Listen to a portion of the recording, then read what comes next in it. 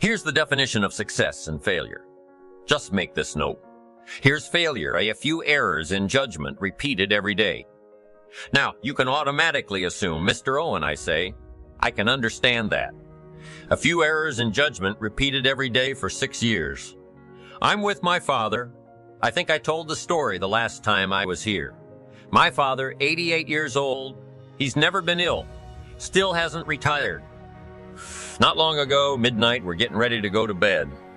We've drilled a new well, got some extra water, got some more acres going. He's all excited at midnight. We're getting ready to go to bed. My father's eating what he calls his midnight snack, a little bite to eat before you go to bed. Don't have to go to bed hungry. And I'm watching him eat this midnight snack. Guess what he had? An apple, a few graham crackers, and a glass of grapefruit juice. I said to my father, so healthy. My mom taught us all those good health practices, taught me when I was growing up. Right? I'm an only child, I've never been ill. That's the big 5-0 some time ago. My 2 daughters, 32, 33, never been ill. My grandkids never been ill. I'm telling you, the legacy lingers on. As I watched my father have this midnight snack, suddenly it occurred to me, I know that's part of it. An apple a day. That's gotten to Dallas-Fort Worth, right? An apple a day keeps the doctor away. Good question for this intelligent audience. What if that's true? You say, oh, well, Mr. Owen, if that's true, that would be easy to do. Then what's the problem? It's easy not to do. It's easy not to adopt it as your own personal philosophy. Or the guy next door says a Hershey bar a day. Say, oh no, you've been watching too much television.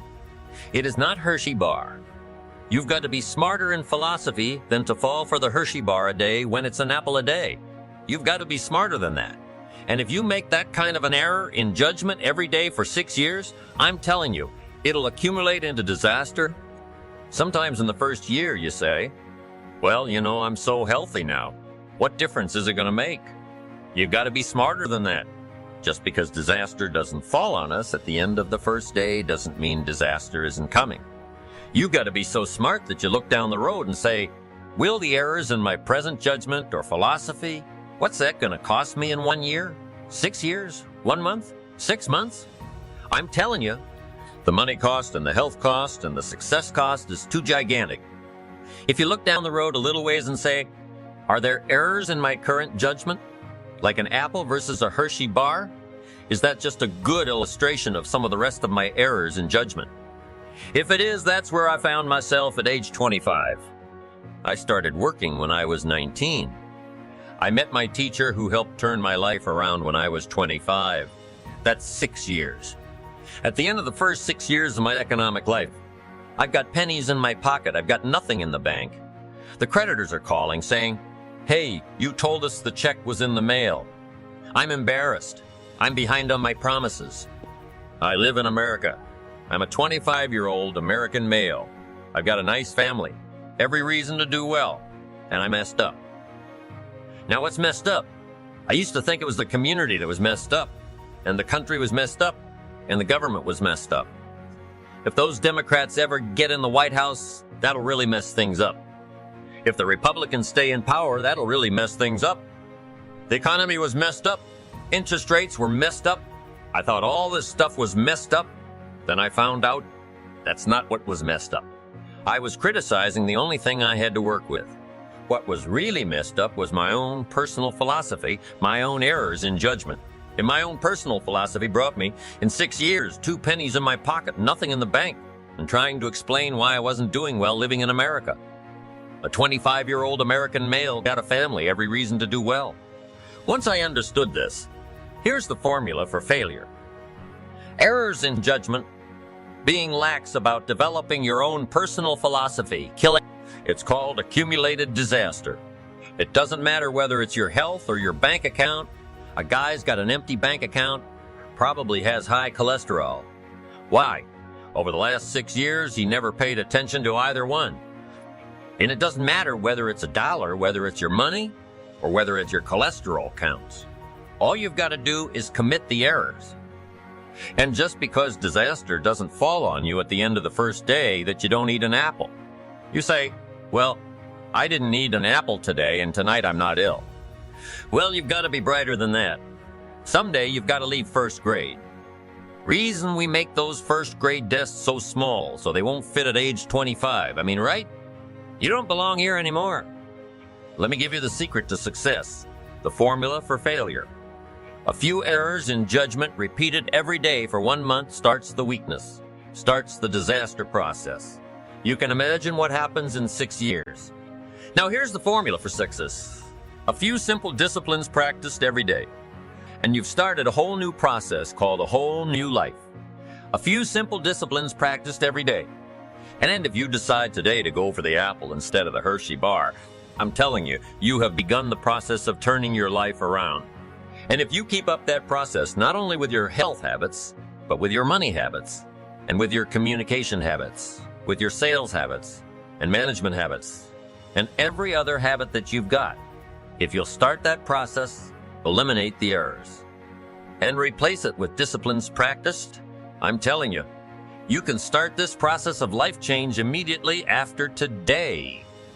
You don't ever have to be the same again, only by choice. You don't have to walk out of here the same as you walked in today, only by choice. You can start a whole new process. And you say, well, Mr. Oh, and is it that simple? Yes, it's that simple. Where else would you start but with an apple? You don't have to start with something staggering. What if you should be walking around the block for your good health and you don't? What'll that do in 6 years? I'm telling you, the word is disaster. You could and you should and you don't. Here's an even stronger word. You won't. I mean, nope. Might mean you're careless. Won't probably means you're stubborn, and either one is called disaster. Could, should, don't. I'm telling you. That's why at the end of 5 years, 6 years, I found myself with pennies in my pocket. Nothing in the bank. Creditors calling. Could, should, won't. Could, should, don't is called disaster. Now, how do you change all that? The next 6 years, I got rich.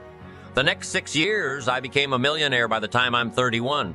I'm a millionaire. How about that? You say, well, Mr. Owen, what happened? Well, strangely enough, during that second 6 years of my economic life, the government was about the same. I'm telling you, taxes were about the same. My negative relatives were nothing. I'm telling you, the economy was about the same, and prices were about the same, and everything else was about the same. Circumstances were about the same. Then how come I got rich? How come I totally changed my life? I was not the same. Somebody says, well, what did you go to work on to do all that? I started with my philosophy. I started amending my errors by doing some better thinking, changing my mind, and coming up with ideas that I didn't have before I met my teacher. And once that whole process started for me, I'm telling you, I changed my whole life within a 6-year period. I was never the same, and I've kept up that process all these years. One of the reasons why I'm here is to continue my craft. I don't want the day to come someday somebody says, you should have heard Jim Rohn 10 years ago when he was really terrific. I want people to say, I heard him 10 years ago, but you should hear him now. I'm telling you, the man works on his craft. I'm telling you, the man's done some extra reading. I'm telling you, the man doesn't miss a trick. I'm telling you, he's worked hard on himself. That's why he's able to deliver like he does. The same thing can happen for you as a teenager. It can happen to you as a mother, as a father, as a business person, as a salesperson. Running a business doesn't matter, management, wherever you find yourself. This is the process called personal change. And what I say to start with is start with your own philosophy. Your philosophy is going to determine whether or not you go for the disciplines or continue the errors. That's called potential disaster. And everybody has it within their power. What was so happy for me to find out at age 25, Mr. Show said. Mr. Owen, you don't have to change country, but you do have to change velocity. And if you'll change philosophy, not country, you can turn around your income. You can turn around your bank account. You can turn around your skills. You can become capable, powerful, sophisticated, healthy, influential, all the other equities that you could possibly want out of your life using the only stuff there is and not trying to change any of this stuff. Appreciate all of this stuff with all of its ups and downs, with all of its mystery of why it works and sometimes it doesn't work. Don't challenge this. You don't have to ask for another planet. You don't have to ask for another country. Just ask for another book. Ask for another seminar. Ask for another idea. And you can start this whole process of personal life change. Now, I can spend the whole day on philosophy. That's where it is. If I could get you intrigued with that enough to study it, enough to ponder it, to where you'd pick up the commitment like I did. Say, hey, as simple as an apple a day, as simple as a walk around the block? Why not start right there? If you don't start there, where else are you going to start? Might as well start where it's easy and then go to the more complicated discipline. Because if you can't handle the complicated, the simple disciplines, how can you handle the complicated thoughts? Held in mind produce after their kind. What you think becomes your reality. Earl Nightingale in his audio program, The Strangest Secret, says that you become what you think about. Ralph Waldo Emerson summarized this idea more than 100 years before by saying, a man becomes what he thinks about most of the time. The law of mind is extremely powerful and is, in many ways, a basic law for explaining many of the other laws that refer to mind action. The natural extension of the law of mind is the third law of success, called the law of mental equivalency. This law says that your primary responsibility to yourself is to create a clear and accurate mental equivalent of what you wish to experience in each dimension of your external life. If you want to be happy, you need to clearly define for yourself and create the mental equivalent or picture of exactly what happiness means to you. If you wish to enjoy health and long life or happy relationships or financial prosperity, you need to create in your mind an exact, detailed picture of what you desire, as a result of a whole series of other laws that I'll be discussing. This becomes the critical starting point that begins inevitably to lead you to the realization of your dreams and goals. The fourth law of success is called the law of correspondence. This law has been talked about for perhaps 4,000 years, and it's one of the fundamental laws that explains human experience. It simply says that as within, so without. It says that your outer life will tend to be a mirror image of your inner life. Your external world will tend to correspond almost exactly to what is going on inside both your conscious and subconscious minds. There are four major areas where you see the law of correspondence working all the time. The first is simply in your attitude. Whatever your attitude is, often before you even say anything, people will reflect it back to you in the way they talk to you, in the way they talk to you and treat you. As within, so without. The second area where the law of correspondence is evident is in your relationships. Your relationships will almost perfectly mirror your attitude and your personality. If you're a good and happy person, you'll have good and happy relationships. As you become a more patient and tolerant and loving person, your relationships will reflect this almost immediately, very much as a mirror will do. The third area of correspondence that you see is in your health. Much of your health can be directly traced to specific attitudes that cause you to suffer from minor and major illnesses. The extensive work that's been done in the area of holistic medicine seems to suggest that there are corresponding attitudes of mind for most illnesses that you or I suffer from, the common cold and flu, all the way up to the most serious illnesses that are often life-threatening. Whenever you're anxious or upset or unhappy for any reason, for any period of time, your body will begin to reflect those feelings. The entire basis of psychosomatic medicine is the conclusion that your mind, psycho, makes your body, soma, sick. What your mind harbors, your body eventually expresses. The fourth application of the law of correspondence is that your external world of material accomplishment will exactly correspond to your internal world of preparation. The more knowledge and skill you gain that helps you to be more effective in your work, the more you will be paid. You can't hope to acquire or achieve anything more on the outside until you've acquired it or achieved it on the inside. The law of correspondence reigns supreme. The fifth law of success is the law of belief, which says that whatever you believe with emotion becomes your reality. You always have a tendency to act in a manner consistent with your innermost beliefs and convictions. Your beliefs, in fact, act like a filter or a screen that edits out incoming information and only allows into your conscious awareness the things that you've already decided are true about yourself and the world. William James of Harvard said, "Belief creates the actual fact." In the Bible, it says, "Whatever a man thinketh in his heart, so is he." For example, if you absolutely believe that you are meant to be a great success in life and that no matter what happens, Nothing can stop you from achieving the greatness that is yours. You'll act in a manner consistent with that belief, and you'll eventually make it come true. If you doubt your ability to be successful for any reason, this negative belief will be demonstrated in your tendency to hold yourself back. The most important part of the law of belief is the necessity for you to question your own self-limiting beliefs. These are the beliefs that act like the brakes on your potential. These are the nagging doubts and fears that people have about themselves and their abilities that cause them to sell themselves short. When you have self-limiting beliefs, you have a tendency to settle for far less than you may be capable of. Self-limiting beliefs revolve around your ability to lose weight or quit smoking or earn a certain amount of money or be attractive to members of the opposite sex or develop new abilities that are more conducive to your success and happiness. One of the most important steps you can take toward achieving great success is for you to question these self-limiting beliefs. You might even ask others who know you well what self-limiting beliefs they seem to think that you have that may be holding you back. Remember, self-limiting beliefs are often used as excuses. A good way to test your self-limiting beliefs is to ask yourself whether anyone else with the limitations you perceive you have has nonetheless gone on to achieve success. You can also look at your own actions to decide what it is that you truly value. Remember, it's not what you say or hope or wish or intend that is a true expression of your values and beliefs. It's only what you do.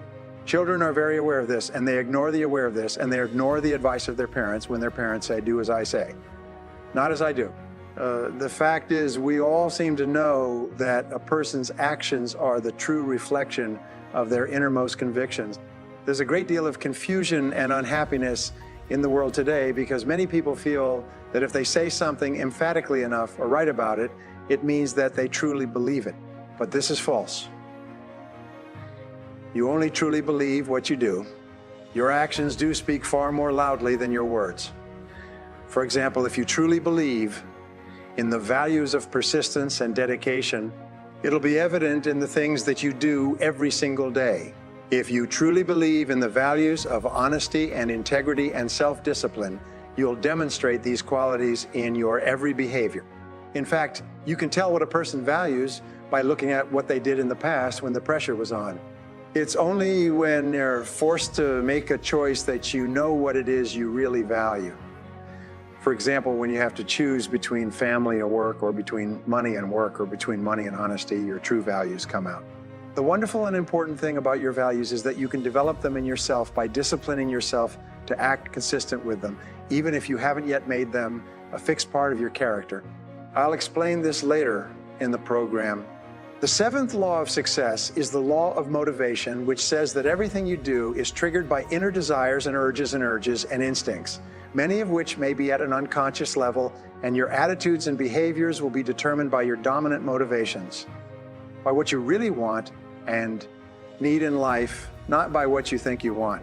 This is an extension of the law of values, and it's very important for you to understand. There's a simple formula called the ABC formula of human motivation and human action. The ABC stands for antecedents, behavior, and consequences. The antecedents are the things that happen before the behavior. The behaviors are the things you do. The consequences are what happens as a result of your behavior.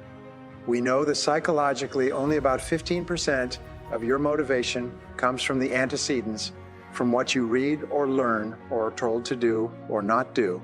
However, about 85% of your motivation comes from your expectations, what you think will happen. It's your beliefs about the consequences, about the future, that cause you to behave in a certain way. The clearer you are about the consequences of your actions, and the more intensely you desire to enjoy the consequences that your behaviors may lead to, the more motivated you'll be. This is why it's so important to have absolute clarity with regard to your goals in each area of your life in order for you to be motivated to perform at your very best.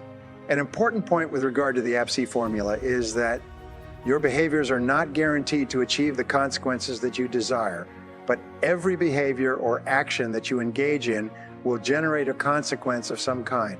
One of the most important parts of understanding motivation and behavior is to realize that both actions and inactions have consequences. What you do as well as what you fail to do will have a consequence in your future, and sometimes the consequences can be dramatic and long-lasting, A good exercise in success is for you to write out a description of the type of person that you'd like to be and the kind of life that you'd like to be living. The most powerful faculty that you'd like to be living, the most powerful faculty that you have is your ability to think, your ability to understand. The more accurately you can think about who you are and what you want to accomplish and how to accomplish it, the more effective and successful you will be. The eighth law of success is the law of subconscious activity, and it has several applications. The first part of this law is that whatever thought or idea mixed with emotion you hold in your conscious mind will be accepted as a command by your subconscious mind, will be accepted as a command by your subconscious mind. This means that whatever thought, idea, or goal you can hold in your mind on a continuing basis, you can have because your subconscious mind will go to work to organize all of your thoughts and actions to bring it into your reality. If you desire to earn or attain a certain amount of money and you think about it continually day and night, and you use every means possible to drive this desire or hope deep into your subconscious mind will begin committing more and more of its reserve capacity toward bringing that goal or desire into your life. The second part of the law of subconscious activity is that your subconscious mind, once you give it the proper commands, will trigger your reticular cortex and its function. The reticular activating system. Your reticular cortex is a small finger, like part of your brain that alerts you to events and circumstances around you that are consistent with your dominant desires or concerns. For example, if you decided that you wanted to buy a red sports car, this desire would signal to your reticular cortex that red sports cars are now of paramount importance to you. From that moment on, you would see red sports cars everywhere. Even a block away, you would become extremely alert and sensitive to red sports cars, as well as to the means of attaining one of them. If one of your goals is to achieve financial independence and you imbue this goal with intense desire, your reticular cortex will cause you to be extremely sensitive to all kinds of opportunities around you that would help you to earn more money. You would hear and see things everywhere that you might have been unaware of completely in the absence of having established this goal and planted it in your subconscious mind. The third part of the law of subconscious activity is that your subconscious mind, which controls your autonomic nervous system and all of your muscles, nerves, actions, and reactions, also controls your body language and your tone of voice. Professor Moravian of the University of California, Santa Barbara has concluded that when you communicate with others, fully 55% of the message you send is contained in your body language, 38% of the message you send is contained in your tone of voice, and only 7% of the message you send is contained in your tone of voice, and only 7% of the message is contained in the actual words that you use.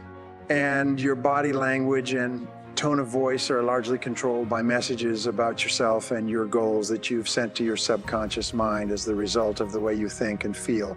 For example, when you've had a success of any kind, you send a charge of emotional energy to your subconscious mind that tells it that you're a winner. For some time afterwards, you walk and talk and act and think like a winner. Your step will be brisker, your voice will be stronger, your eyes will be more focused, and your body language will signify this belief about yourself. Your subconscious mind will accept your predominant emotional thoughts and organize your entire body, voice, and tone to fit a pattern consistent with it. The ninth law of success is the law of expectations. It's often called the law of the self-fulfilling prophecy. It's one of the most powerful of all laws because of its simplicity and its predictability. This law simply says that whatever you expect with confidence will have a tendency to materialize in your life. You get not what you want, but what you expect with the greatest intensity. For this reason, an attitude of positive self-expectancy seems to go hand in hand with great success in every area of your life. The wonderful thing about the law of expectations is that you have the power to manufacture your own expectations. You can decide to expect only good things to happen to you. You can walk and talk and act as though you believe the entire world was conspiring to help you achieve your goals. You can become what W. Clement Stone is often referred to as an inverse paranoid. You can become convinced that the entire world is conspiring to do you good. The way that you apply the law of expectations is by constantly looking for the good in every person and every situation. When you have a temporary setback, you can look into the setback for the valuable lesson that it might contain. Instead of becoming upset, you can say to yourself something like, I believe in the perfect outcome of every situation in my life. This kind of affirmation causes you to affirmation causes you to affirmation you do with a more positive and open and optimistic attitude. The most powerful of all expectations are the expectations you have of yourself. You should approach everything you do with an attitude of calm, confident self-expectancy. You should expect to be successful more times than you're unsuccessful. Expect to win more times than you lose, and expect to eventually achieve your goals if you carry on long enough. The 10th law of success, which applies to many other areas of life, is called the law of concentration. It says that whatever you concentrate on and think about repeatedly with emotion tends to become more and more a part of your inner and outer life. Some of the most important work in psychology shows that if you dwell upon qualities that you wish to develop, like courage and sincerity and persistence, you tend to actually build those qualities brick by brick into your character and personality. The law of concentration goes hand in hand with the law of subconscious activity, and it largely explains the person that you are today. Whatever you've concentrated on in the past and are concentrating on in the present is having a major impact on your conduct and behavior. What you concentrate on largely determines the quality and quantity of the results that you get and the success that you enjoy. The 11th law of success is the law of habit. It says that virtually everything that you do is automatic and unthinking. You are largely a creature of habit. It says that from the time you get up in the morning to the time you go to bed at night, you have a tendency to follow the path of least resistance and to do the things that you've become accustomed to doing in the past. You eat the same foods for breakfast, you brush your teeth with the same toothpaste, you take the same route to work, you greet people with the same words, you go to lunch at the same time, you work in the same way. Now, there's nothing wrong with establishing habits that enable you to simplify your life. In fact, your life becomes successful to the degree to which many of the things you once needed to concentrate on, such as driving your car, have become automatic and unthinking. When you make certain things habitual, so they no longer require thought, your mind then becomes free to concentrate on other things that can be more helpful to you in achieving the things that you really want. There are several parts of the law of habit, and the first of these is that good habits are hard to form, but easy to live with. The second part is that bad habits are easy to form, but hard to live with. It's one of the hardest of all things to change are bad habits, which are counterproductive to the goals that you want to achieve. It's therefore important for you to sit down and think through the habits that you have and analyze them carefully. You need to decide whether or not they are moving you towards your goals or away from them. Remember, one of the most important of all observations on success is that everything you do either moves you in one direction or moves you in the other. Nothing is neutral. Everything counts. If a habit isn't helpful, it is hurtful. If a habit is not leading you to success, it's probably leading you to failure. The way that you overcome bad habits is simply to override them by the development of new, more positive habits.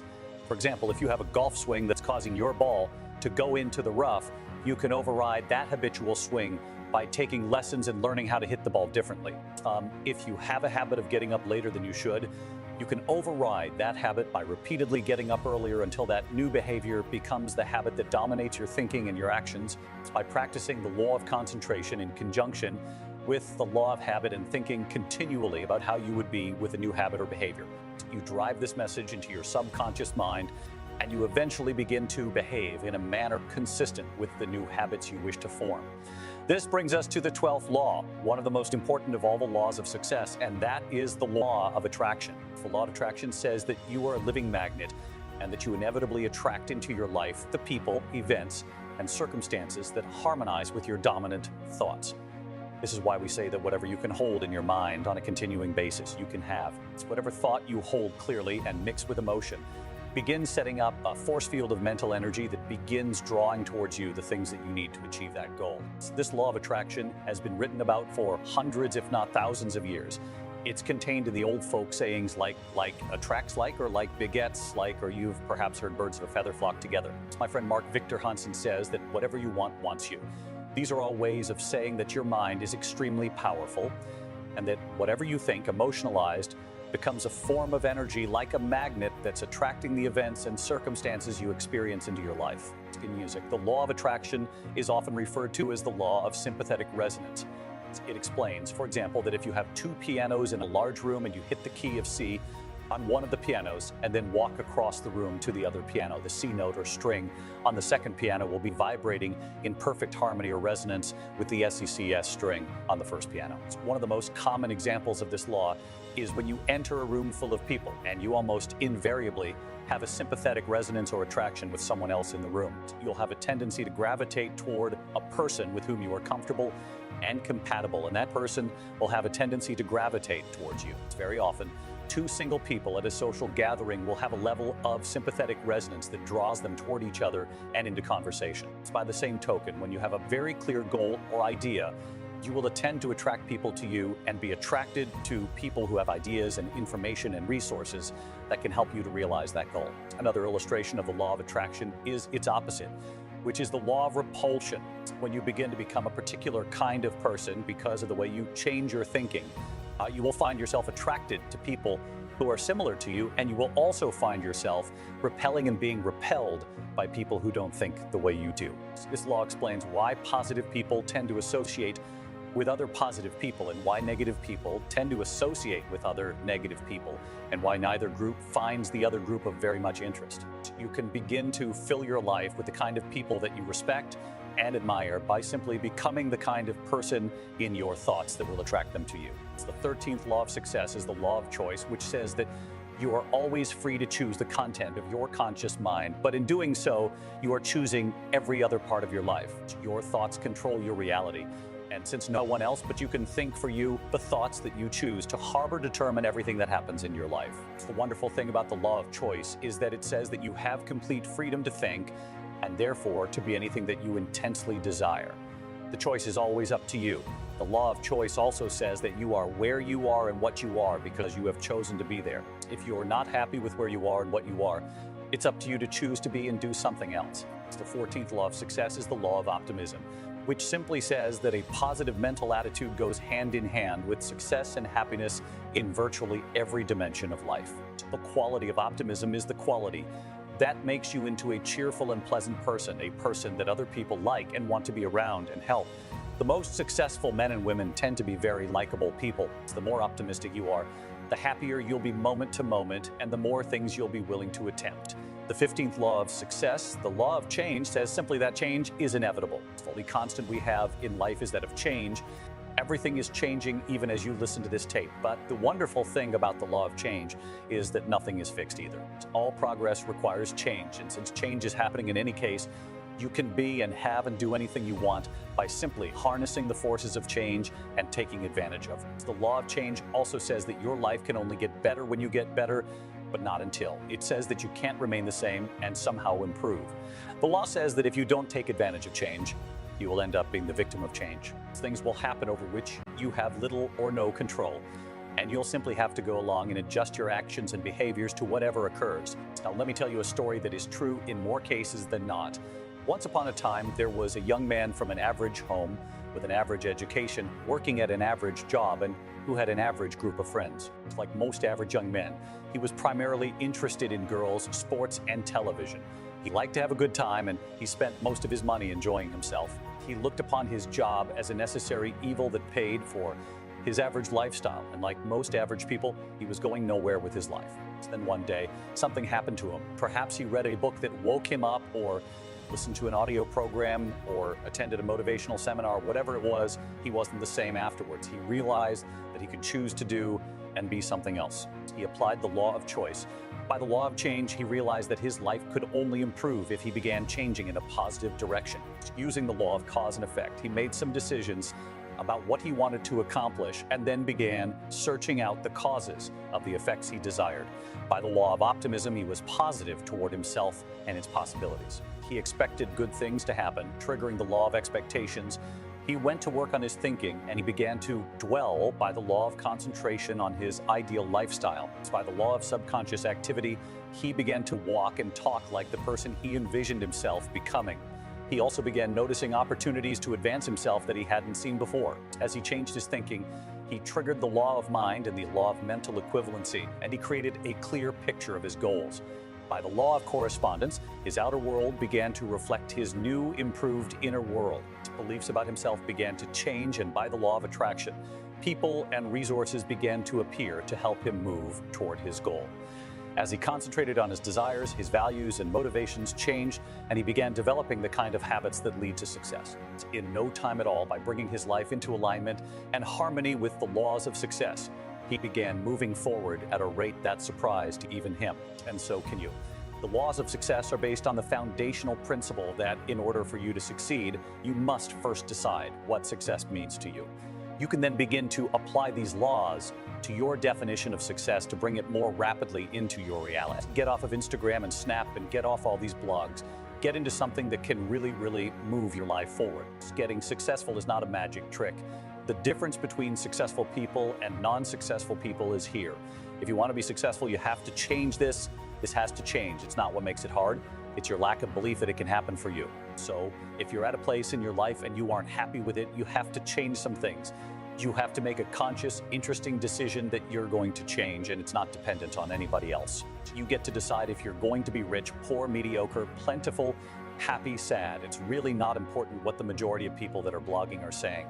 As a matter of fact, bloggers are not relevant people. So when you spend so much time in the blog world, the Instagram world, the chat world, all of this, you're wasting valuable time. I was young and I had what you have, and you're the brightest group of young people that have come along in a long time.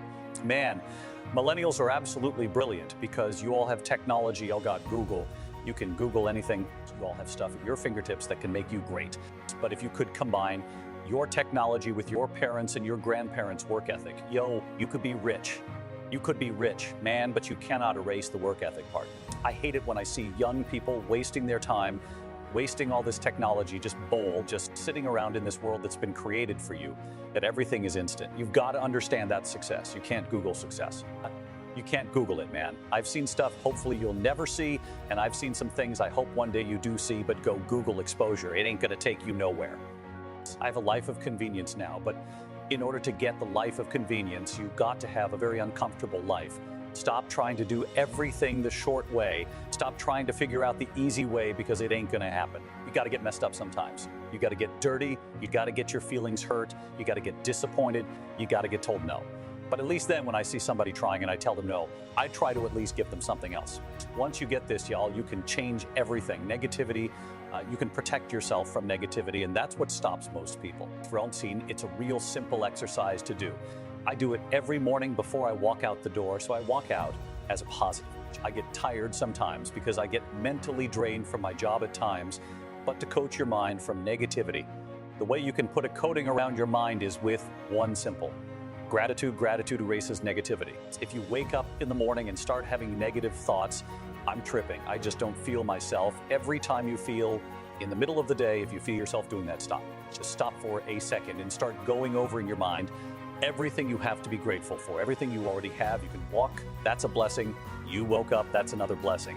The fact that you can see, think, reason, that's another blessing. You can go somewhere and get yourself something to eat, that's another blessing. The ability to dream is a blessing. Start coating your mind with gratitude. It can change everything for you.